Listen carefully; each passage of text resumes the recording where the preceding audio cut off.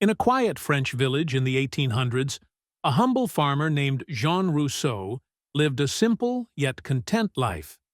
He worked the fields, loved his family, and never imagined he would one day wake up inside a coffin, underground. But one fateful night, Jean fell terribly ill. A strange fever took over his body, leaving him weak, unable to move.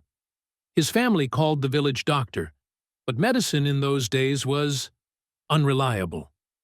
Early the next morning, the doctor solemnly shook his head. Jean had no pulse. His wife wailed in grief. The village priest was called to prepare the funeral, but what no one knew was that Jean was still alive. In those days, fear of disease meant burials happened quickly. Jean's body was placed in a wooden coffin, nails hammered shut. By sunset, he was buried deep beneath the earth, still breathing. Hours later, in the cold darkness, Jean's eyes flickered open. His heart pounded. He reached up. His hands hit wood. He tried to move. There was no space. Then he realized he was inside a coffin. Panic set in. Jean screamed, pounded the wood, clawed at the lid until his nails broke.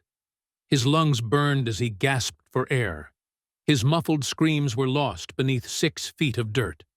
Above ground, the cemetery was silent, except for one thing: a soft scratching, a muffled cry. A gravedigger resting nearby heard the sound and froze. Racing against time, the gravedigger grabbed his shovel and dug as fast as he could.